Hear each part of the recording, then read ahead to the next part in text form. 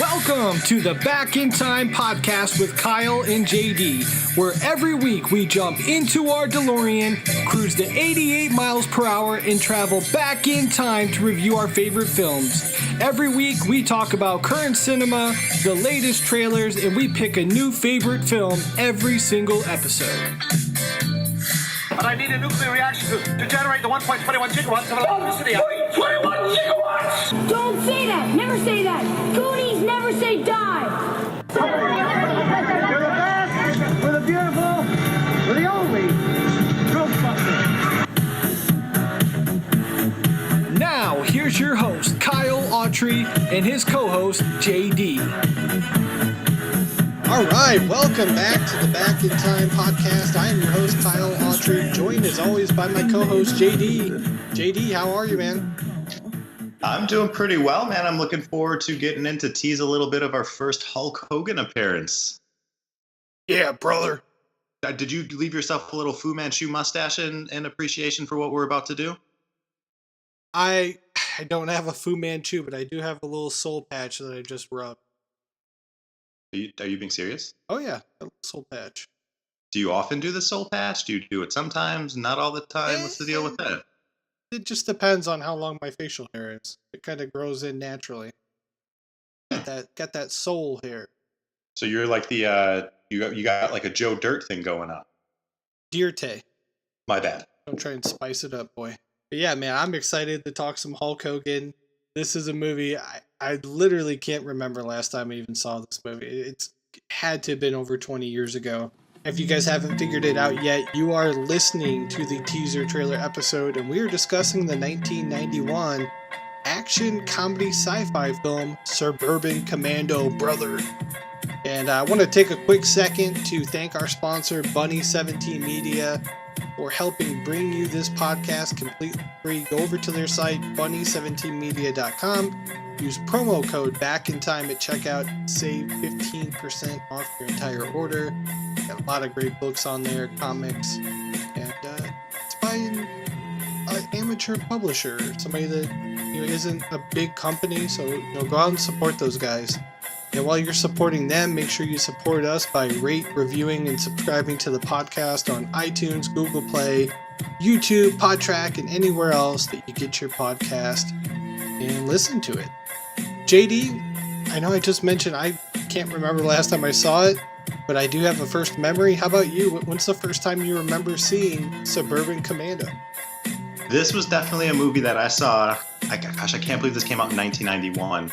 I probably saw it on video, and probably saw it with one of my neighbors, and it was probably during a slumber party. And then obviously anytime you watched a movie at night for like a sleepover, you always watched it the next morning as well, so you got that back-to-back going on. And that was my first memory of Suburban Commando. I loved wrestling at the time, so I was a big fan of Hulk Hogan. There's some pretty good guest spots in this movie, so it was kind of very exciting as a young kid to like realize that wrestlers are real people who need acting jobs.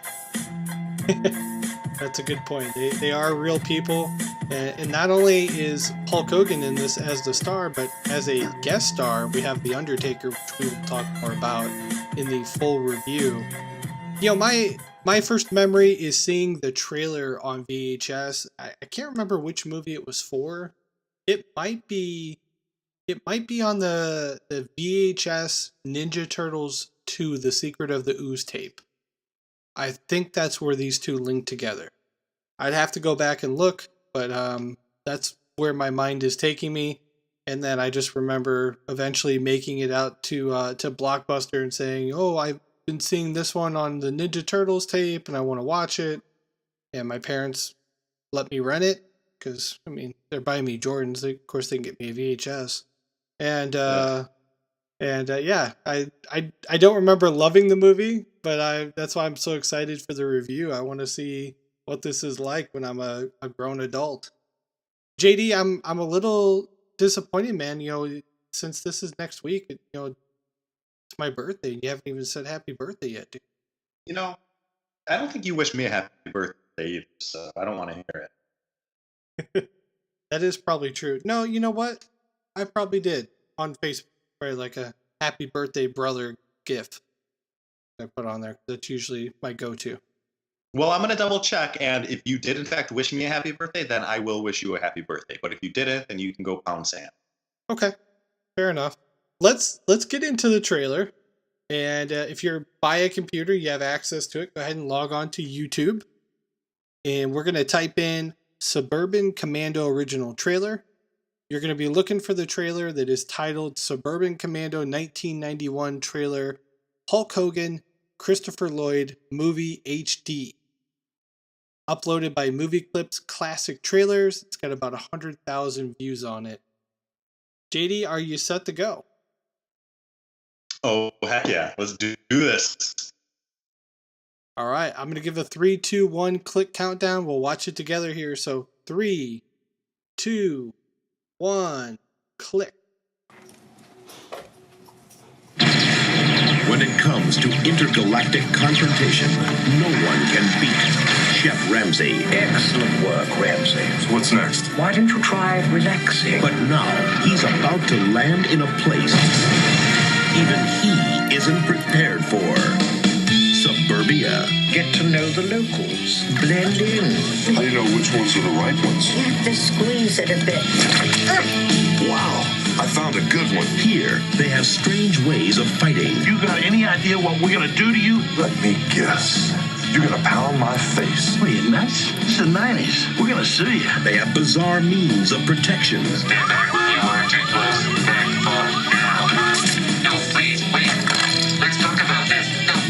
There are dangers he's never seen. My mom could stay on longer than that. And enemies he's never known. I hate Suburbia. So you'd better not fake him out. Must be a K7 force field. I'll break you out of there. Glad I could help. Or take him on. For Hulk Hogan, it's no game. It's war.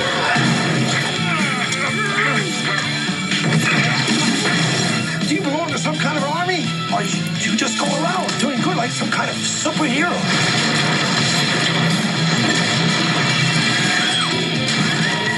Hulk Hogan, Christopher Lloyd, I was frozen today. Suburban Commando. My cat. My cat. That's not my cat. Oh.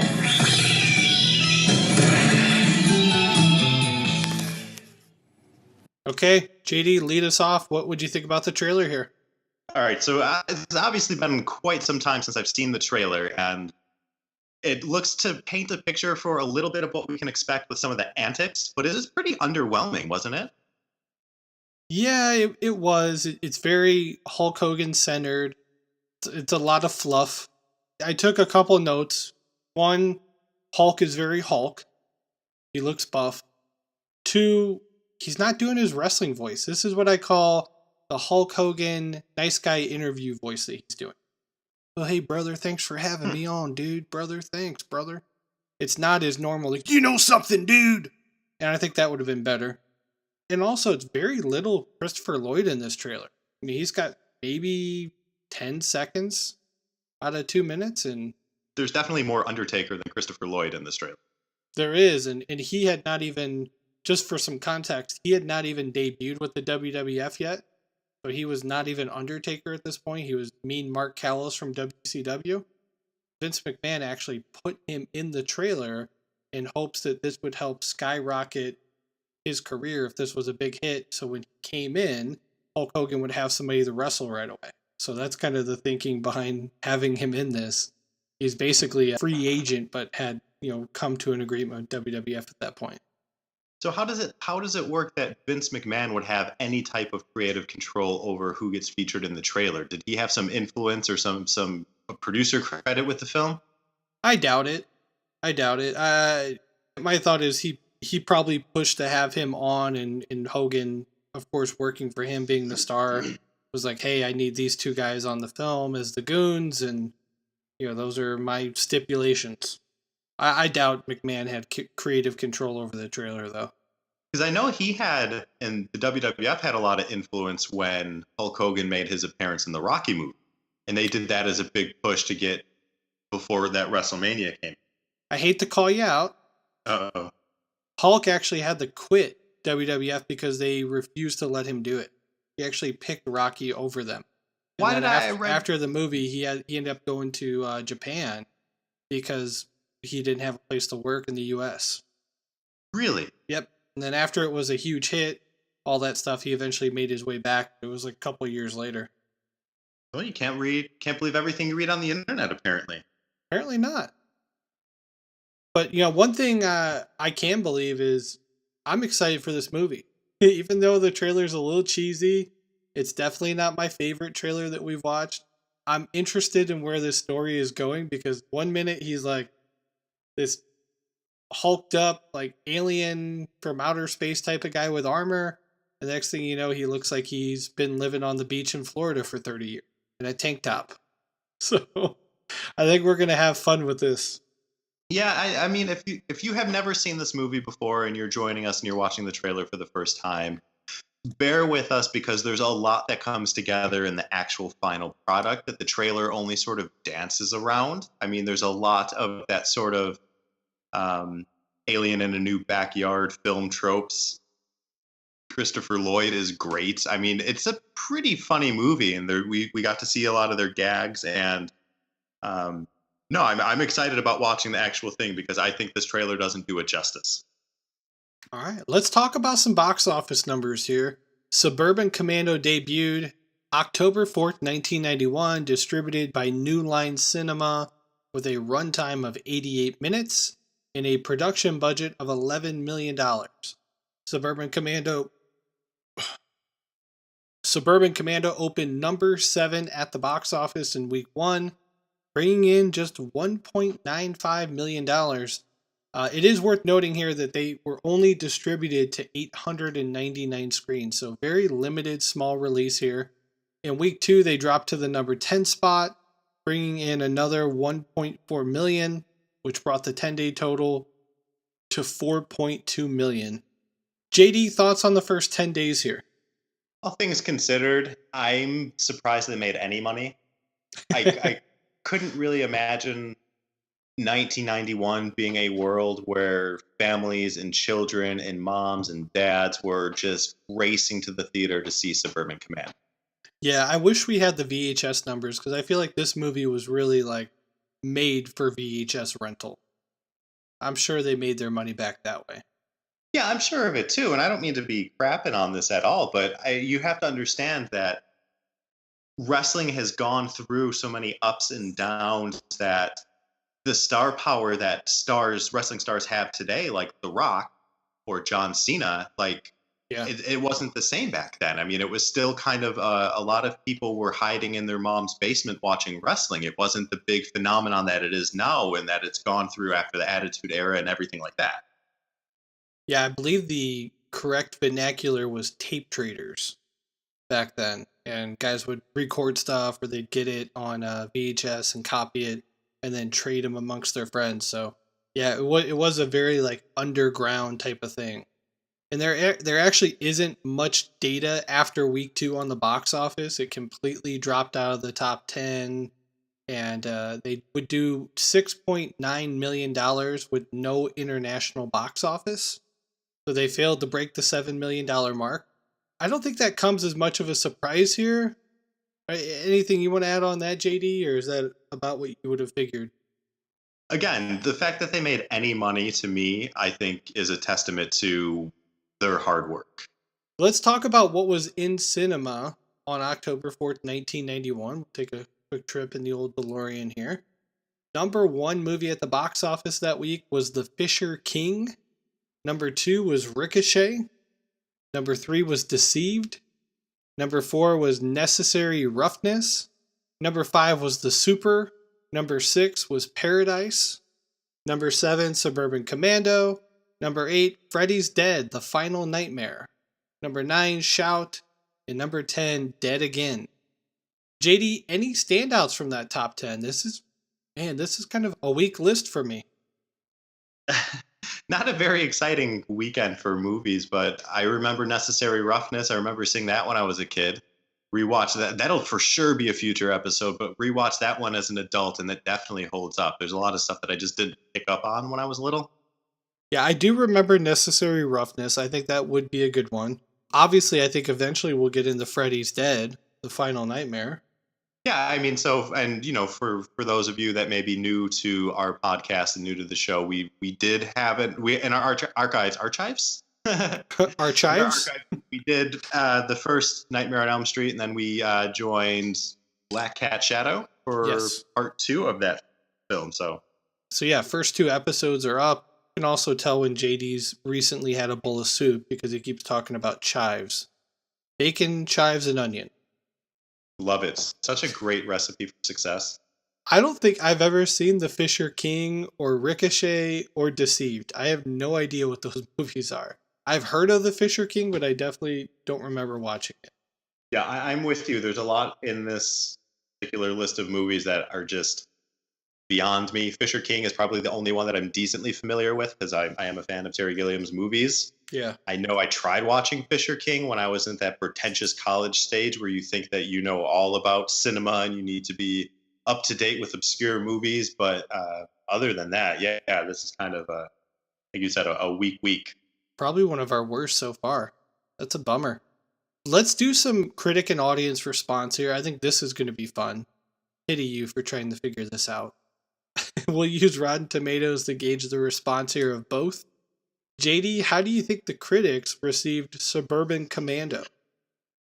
Okay, so I agree. This is a tough one because we're looking at a sci-fi action comedy starring Hulk Hogan and Christopher Lloyd.